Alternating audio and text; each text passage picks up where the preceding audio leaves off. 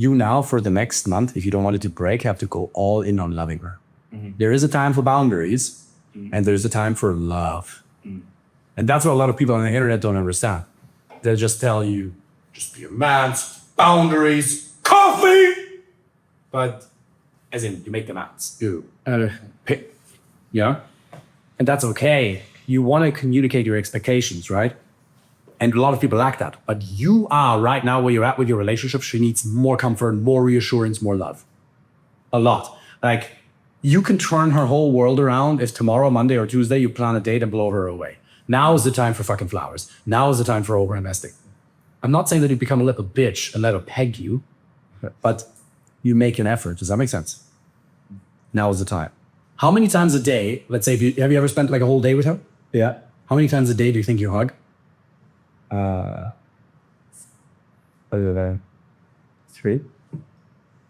Yep, it's not as bad. I thought you were going to say like once or so that's okay. You don't have to become a hyper physical person. And it's most important that you meet her need may be physical. It may be words of affirmation. It may be gifts. It may be time. Overall, it's presence. Yeah. You have to be present with her.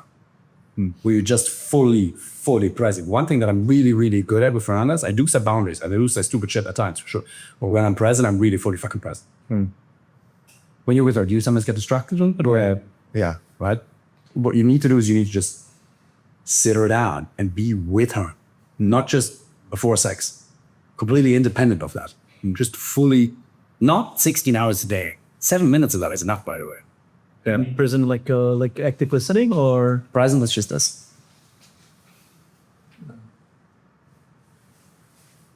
Focus. He's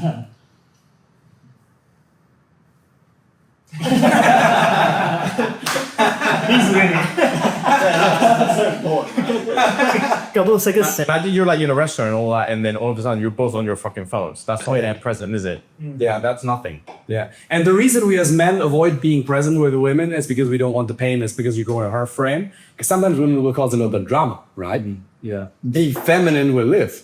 All you're just supposed to do is just stand there and let her wash all over you, not take a word of it serious. You take her serious, you respect her, but you don't take the drama serious. This is how we as men tell stories. Hey bro, what's up? How are you? How was your day? Good, bro. So I went to get a coffee, then I went to the gym, worked hard, was awesome. How's your day? Really good. Boom, male storytelling, finished. We know everything we need to know right now. Women, hey, how are you? Nice to meet you. Shout out. Oh my God, yeah, that's true. You got so soft. I love it. Your hair didn't hair. So I went and cut my hair done earlier, right? But I was late to the appointment. Well, technically, I wasn't really late. I mean, I called them 5 minutes before. Then I was going to be 5 minutes late. So technically, I was still on point. Anyway, and then she gets upset at me. The way she looked at me, I didn't like the way she looked at me. She looked at me like, bitch, you're late. And I'm like, bitch, I called you and told you that I was going to be late. So I felt really upset and I didn't really like it. It's actually like the way my friend Suzanne, she used to do the exact same thing with me. I told her that I was going to be late. Anyway, then I got my hair done. And she put these little green thingies in it and it really hurt. It really stung. And then I'm sitting there for 3 hours thinking, why is this bitch touching my hair? I don't actually like her. I wish this guy over there, Steven, he's actually gay. He's not that gay. He's a little gay, right? A little bit gay, you know? You know, like John, right? He's only gay on Tuesdays. So he's doing my hair. And I actually really like him because he's such a warm, nice guy. And then I get home and I watch a little bit of like, you know, pain is gonna be there that much, right? And then it was really frustrating and I felt so stressed because also for work, you know, I tried to jerk off, you know, a little bit, but then what didn't really work because my It must be very frustrating for you. Yeah, you're right. Like, you see? That's your job. That's it. To feel understood and seen. And all of the bubble, understood. And by the way, not just them. In business as well. If you have somebody who complains, if they go, bah, bah, bah, you're like, oh, it must be really fucking hard. No. And you actually mean it and you try to connect, not use it as a tactic, but you actually try to connect with men as well. Marshall Rosenberg, founder of Nonviolent Communication, says this. If you make a person feel understood, that's how you avoid wars and conflict. God! People want to understand in a conflict situation how much pain you've caused them. But what we do is, yeah, you did this, but you did this, but you did this. Seek first to understand, then to be understood. But what it means is she needs to see that you feel what she feels, you don't want to, and you couldn't give two fucks about the particulars of the situation. But it's not about the situation, it's about her.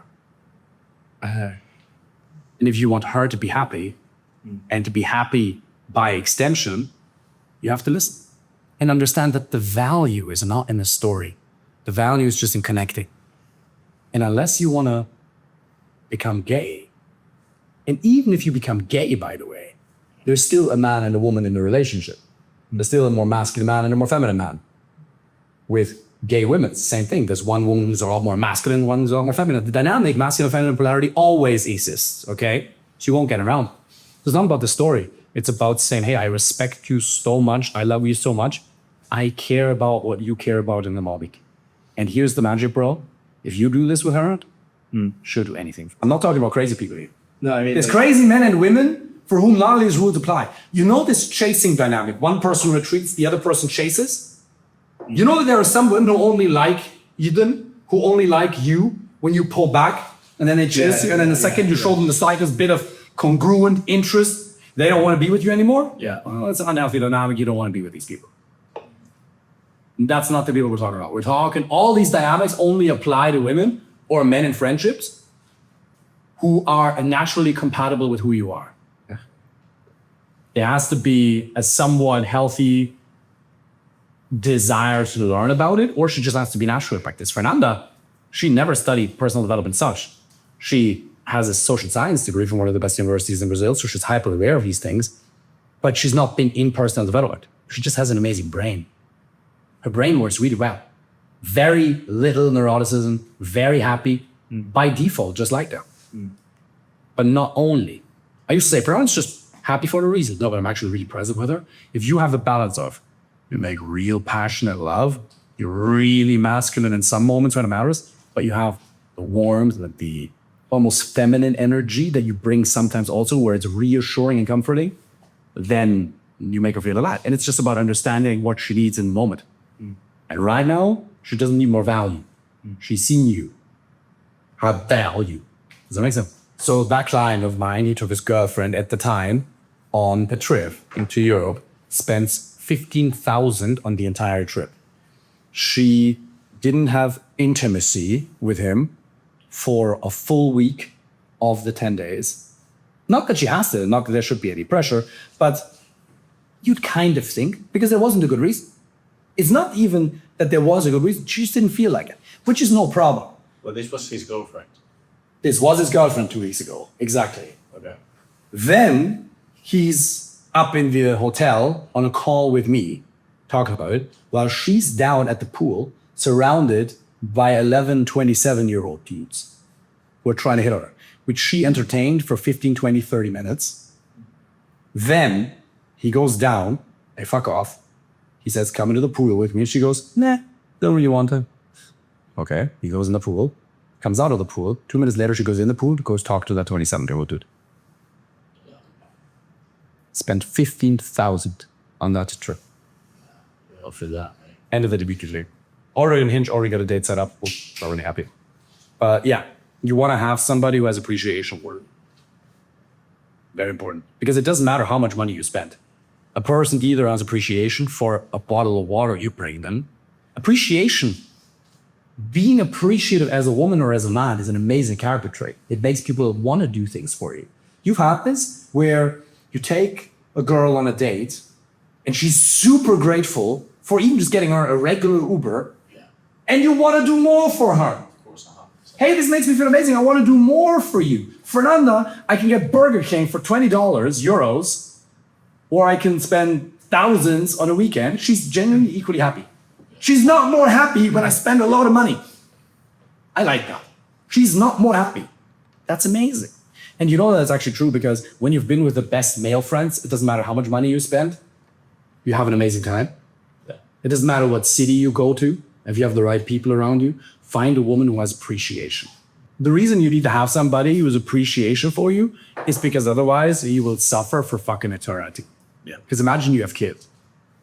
And then that would bring such a tension onto the relationship in and of itself if the foundation isn't great and appreciation is so huge. You've had this with male friends, by the way. Men who you invite them out, you pay for something, and they just don't say thank you. Or they just take it a little bit for granted. Have you had that? Yeah. It sucks. Say thank you. Saying thank you a lot is amazing. Chocolate and I, we said thank you to the waiter today 4 times or something in the hotel. And yeah, it's a 5-star hotel. And yes, it's expensive. And we're spending 5,000 euros in 4 days. Okay, cool. And Fernand says, they don't like you. They only want your money. Yeah, but okay. It's still nice. And you could say they're only nice because of the money, but I don't care. It's still a human being. So regardless of status, can I express gratitude? But you will never get a woman to appreciate you. So 2 opposing paradigms. You have to do things so she appreciates you, but on the other side, she either is somebody who's born with or bred or raised rather to have appreciation as a person, or she does. She either does or she doesn't. If she's ungrateful, don't be in a relationship with her.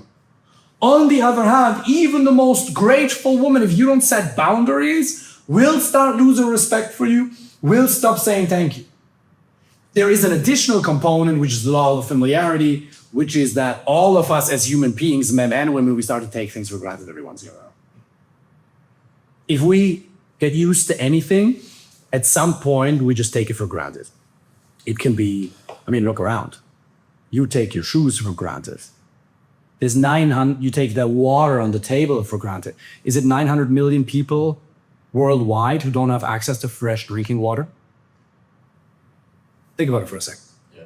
To take the lady's side, counter argument to women getting used to you and you not appreciate, or they don't appreciate you. You don't appreciate the water. After we did a little exercise and your vocal cords are a little bit strained, you appreciate it more now. But you don't really appreciate the water that's on the table. Yeah, water's just there.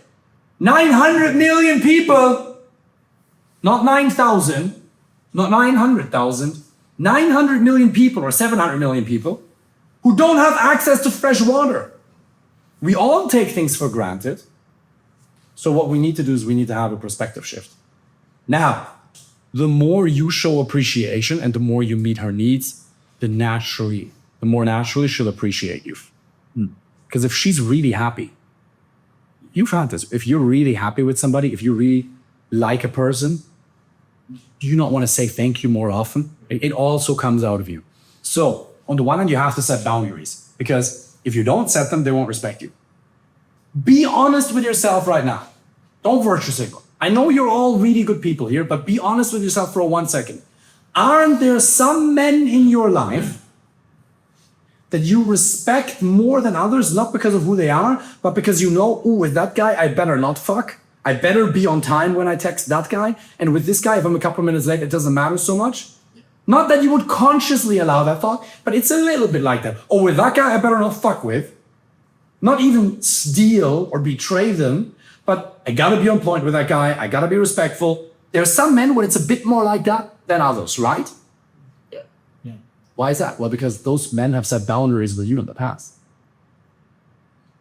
Or it's because of the way they communicate. It's either because of their storytelling and what you know about them, or because they've set boundaries with you in the past. If somebody sets a boundary with you, if they do it in a dickish way, you're like, you're just a fucking asshole, fuck off. Because if people set boundaries with you, fuck off, you're just a dickhead. But if somebody sets a boundary with you in a healthy way, over respect that person, your respect for them goes up immediately. And then even though it's a smack in the face for you in the moment to get a boundary set, because you're a little blank and say, hey bro, that's not true. You actually respect that person more in the long term, right?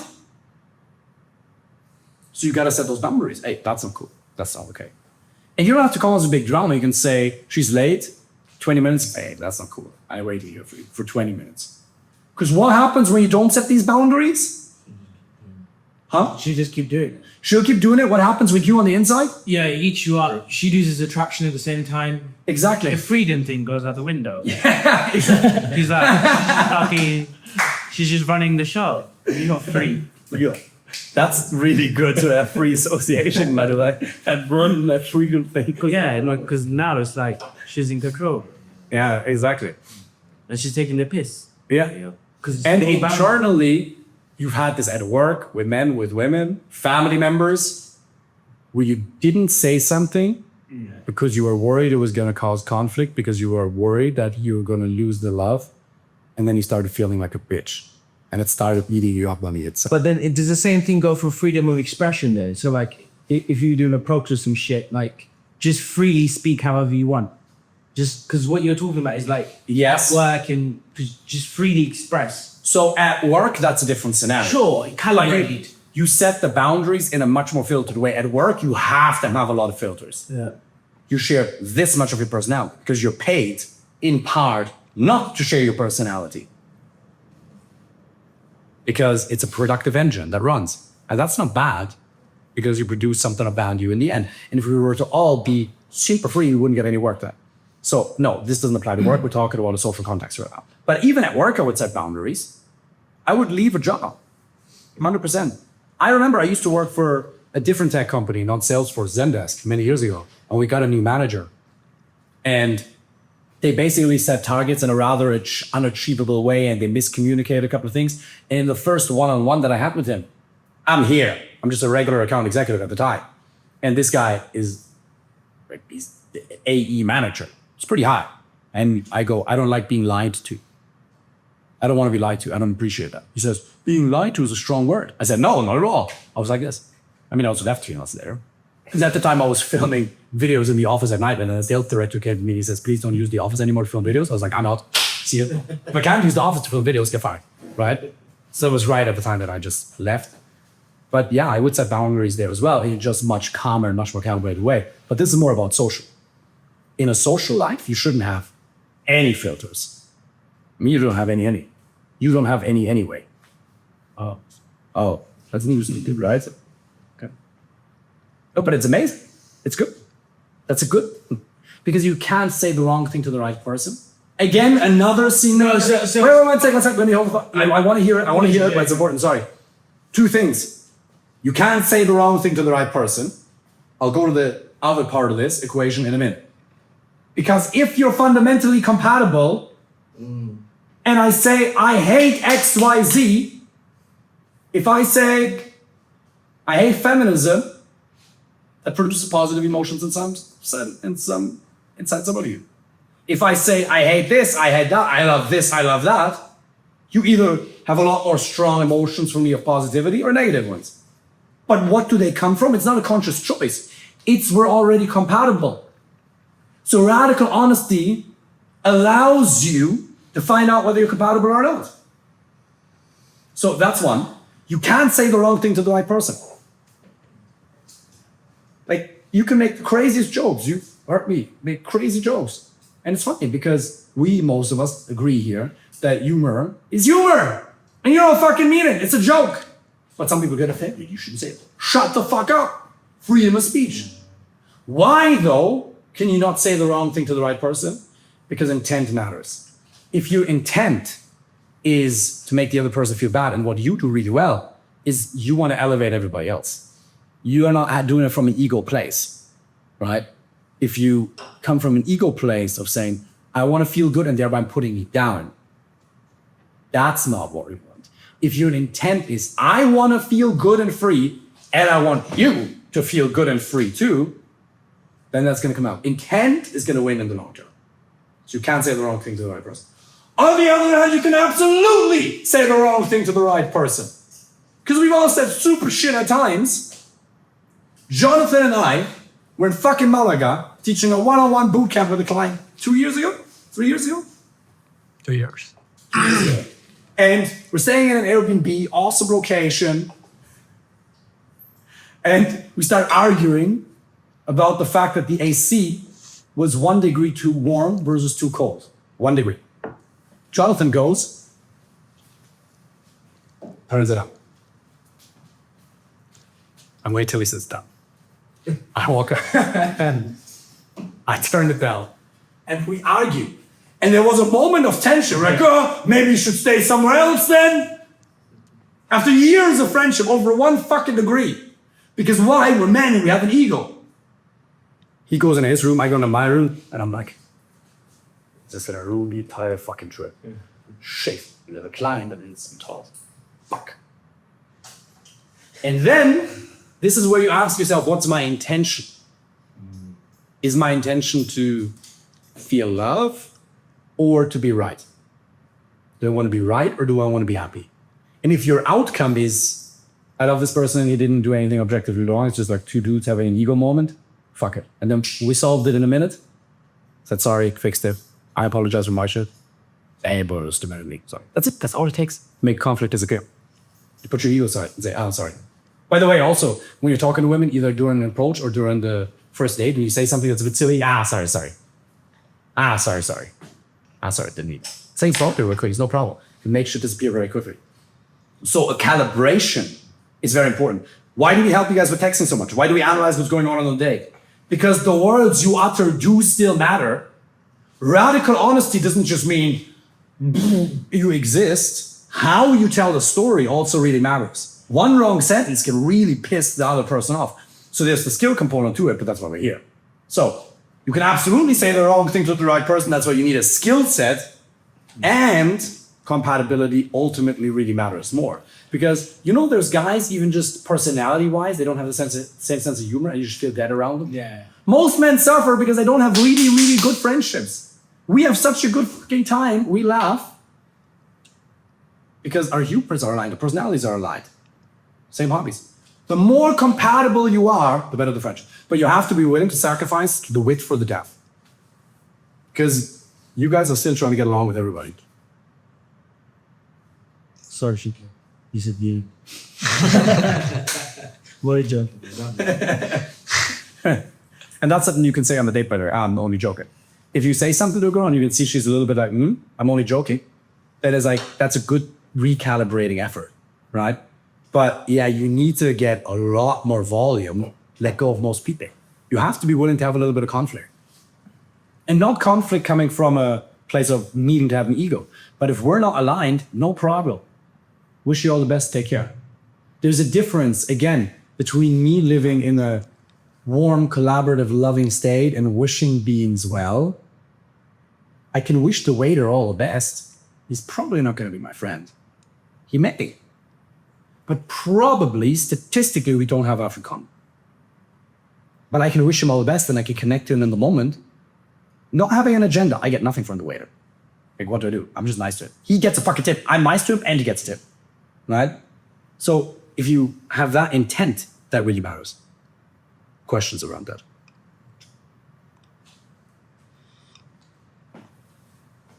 I mean, are you always in that freedom of speech? Yes, because I've always. For me, it's particularly easy because of my job.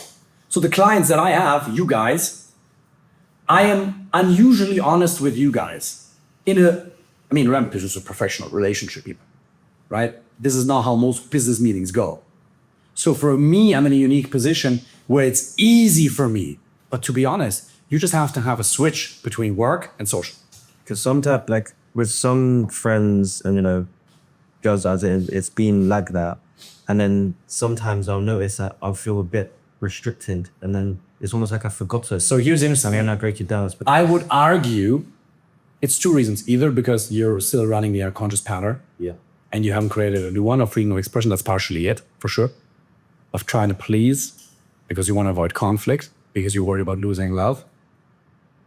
But I argue you feel more restricted around some than on others. Yeah. Are there some where you don't feel restricted at all? Yeah. How are they different to that person where you feel restricted? In terms of their characteristics, they're just more judgmental. Fuck him. See? But my freedom of expression wasn't there, right? No, that person fucking judges you. Fuck it. And if a girl judges you for using a vape, it's not her judging you, it's her encouraging you to do better. Because we had an argument about that. Do you still vape? No. Amazing. Well done. Smoking still. Okay, No. I think you get the point, right? There was this girl and she was upset that you were vaping, which is good. It's a good thing.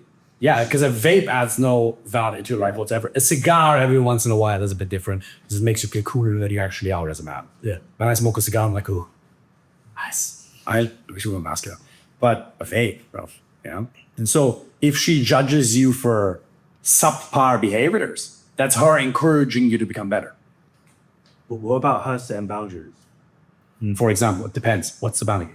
Go ahead. And that's why devil is in the details. There was one I didn't respond for maybe it was either 1 or 2, 24 to 48 hours. Were you exclusive with her at that point in time? No, this is just a You responded for how long? I think it's about 2 days. What exactly did she say? Because there's a big difference between her bitching or her saying, I would like. So it depends on how and what, but go ahead. She said, I don't like it when you take that long to respond upon like her. Okay. And then what was the emoji? Adequate. Okay, like cute. Should be cute. Okay. Say it to me. I know it was via text. Yeah. The way she were to say it, and I'll show you how I would actually react. Go ahead. We're not exclusive in a relationship yet, by the way, yeah? That's the context? Yeah. Because in a relationship, it's different. I expect Fernanda to respond to me instantaneously the second she sees a message, because I do the same.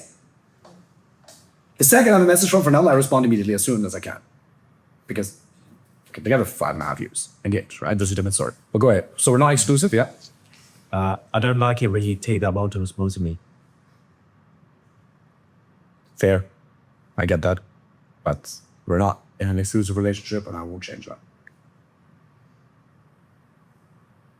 It almost didn't matter what I said. Yeah. I think I could have said this a million times more eloquently, but it doesn't matter. That's very important. You don't have to have perfect verbal game. You don't have to have perfect fucking verbal game. You need to get better than where you're at, but you don't need to be perfect. Just group it. Totally can. Yeah, like, I understand. I get that. But we're not in an exclusive relationship, and I'm not anybody's admin, and I'm not on my phone the whole time.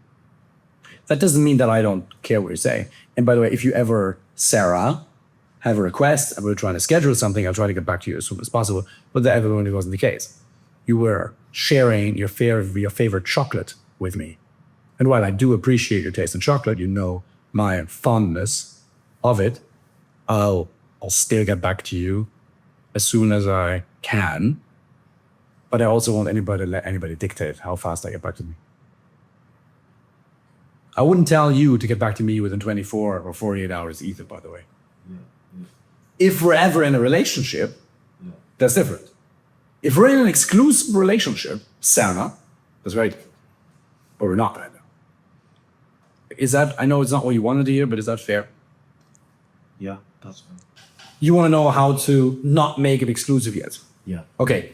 We're having a conversation. So we've been dating for 4 weeks now, and I really like you. I'm not interested. I'm not dating anyone else. I want us to have a conversation about what we are. And then human beings, you mean? Well, you know, I think I'm looking for something more committed, and I'm ready to settle down. So, Okay. First of all, I think that's awesome. Thank you so much. And Sarah, you're a really awesome person, and I really respect you. And because I respect you, I want to be honest with you. If you need to make it exclusive right now, absolutely not. Too soon. It's only been 4 weeks. Because I've done that in the past where I rushed into things and it wasn't good for anybody else. Now, I need a little bit more time. And when I say a little bit, I don't mean 6 months. It can be 4 weeks, can be 8 weeks.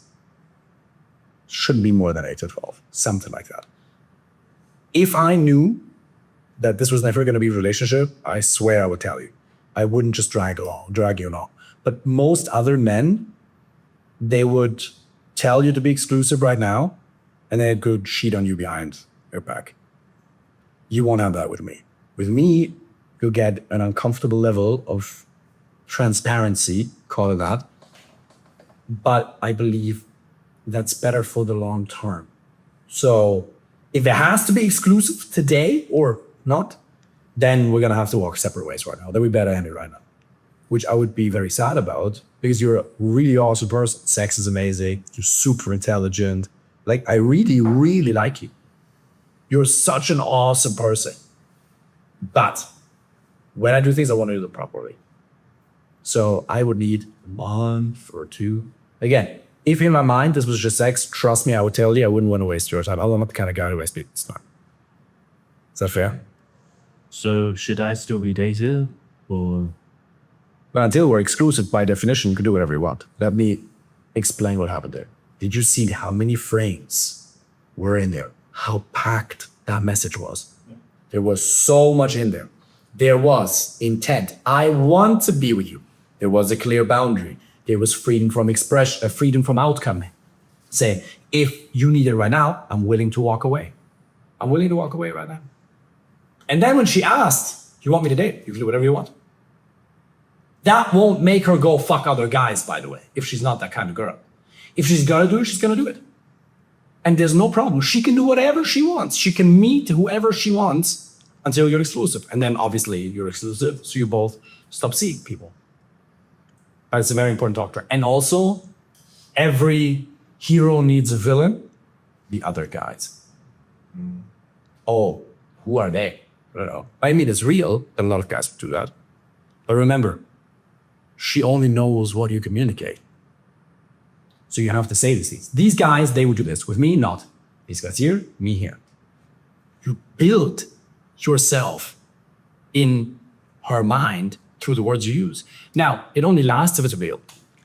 If it's bullshit, if you pretend to be somebody you're not, it's gonna fall apart. But all of you are already that type of person. But you're not communicating it, so she doesn't see you like that. Yeah. Okay, cool. That's not a situation I've actually been in. Well, now you know how to handle it if it comes up. Exactly. What about if that there's girls that I'm dating who I don't see anything long term with?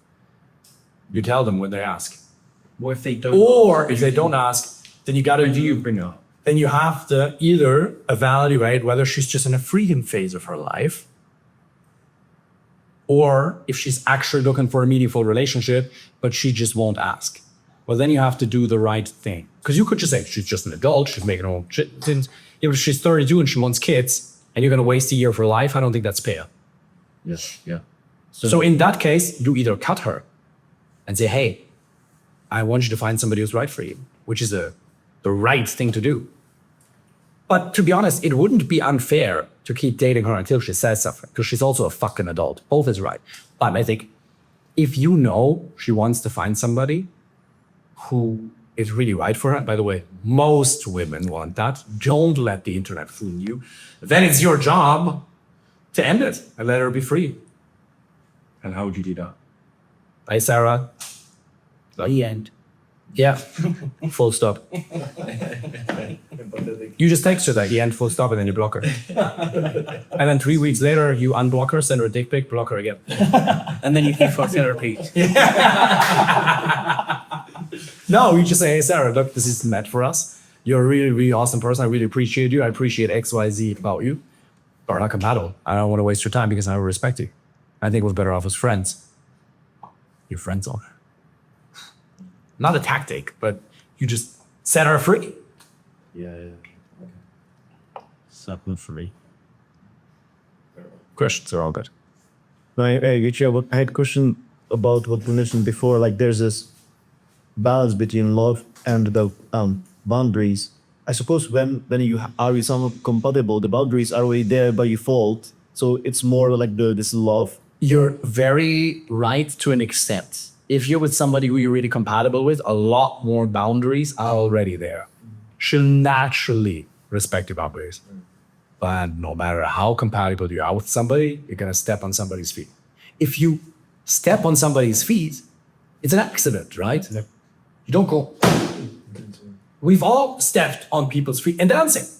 When guys step on girls' feet, they don't mean that. It's an accident. So girls, hey. Now, if a girl steps on my toe in dancing, I'm like, don't worry, I have 4 more other toes. Ha, ha, ha, ha. By the way, if you just talk to women while you're dancing, you're already ahead of the game, even if the guys are Alejandro and a much better fucking dancer than you and much more well hung than you. You actually just talk. But yeah, a lot more of the boundaries will be here, she'll naturally respect it. But some will still need to be here. And I'm a fan of just over communication. I prefer this. But here's the thing. You're not trying to fit a square peg into a round hole. You're naturally very, very compatible. And then sometimes you need to be a little... Frank sets boundaries with me. If I said super shit, and I'm like, I'm sorry. First, I have no problem saying sorry.